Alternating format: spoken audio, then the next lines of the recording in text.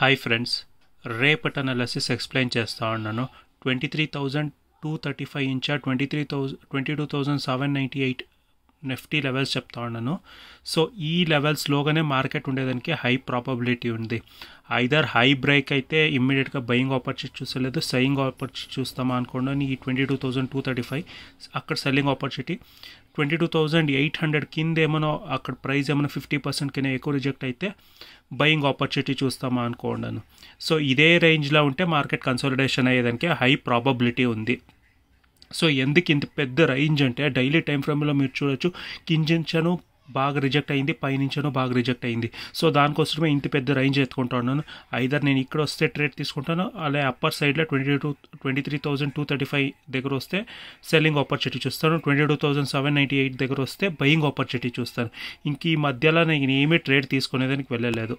So ఇదే Nifty గురించి.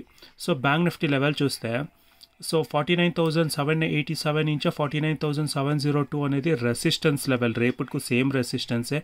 ఇది బ్రేక్ అయితేను మార్కెట్ సస్టైన్ అయితేనే 50,000 లెవెల్కి వెళ్ళేది, లేదు అంటే మళ్ళీ రిజెక్ట్ తీసుకొని మళ్ళీ కిందికి వచ్చేదానికే ప్రాబబిలిటీ ఉంది. సో సపోర్ట్ లెవెల్ చూస్తే 49,236 నుంచి 49,183 అనేది సపోర్ట్ లెవెల్. సపోర్ట్ బ్రేక్ అయిన తక్షణ ఇమ్మీడియట్గా సెల్లింగ్ తీసుకోవద్దన్నా, రీటెస్ట్ చేసి తర్వాత లో ఎప్పుడు బ్రేక్ అవుతుంది అప్పుడు మీరు సెల్లింగ్ తీసుకుంటే సో కొద్దిగా మొమెంటం ఇచ్చేదానికి ప్రాబబిలిటీ ఉంటుంది. ఇమ్మీడియట్గా మీరు తీసుకుంటే మార్కెట్ ఫాల్ సిగ్నల్ ఇచ్చి మళ్ళీ పైనకి వెళ్ళేదానికి ప్రాబబిలిటీ ఉంటుంది.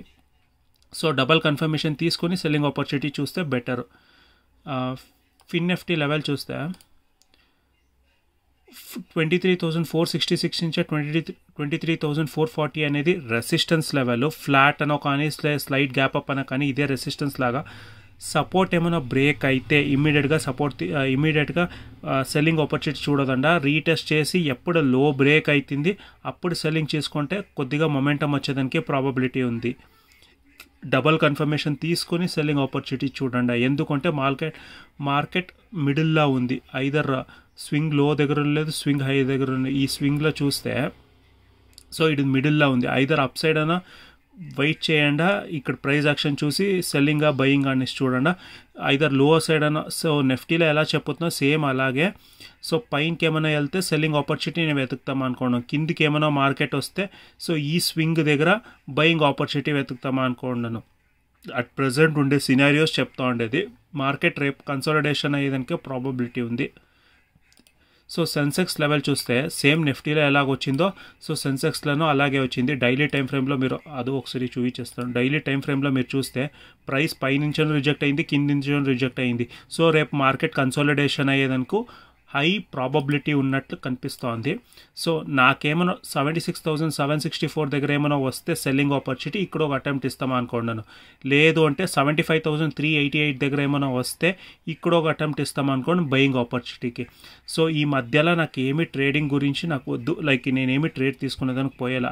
ఐదర్ నాకు అప్ సైడ్ అయినా దొరకాలా లేదా డౌన్ సైడ్ అయినా దొరికితే మాత్రం నేను ఒక ఏమైనా అటెంప్ట్ ఇస్తామా అనుకోండాను. సో నా అనాలిసిస్ మీకు ఏమైనా ఇష్టమైతే ప్లీజ్ ఒక లైక్ చేయండి friends. So thank you friends.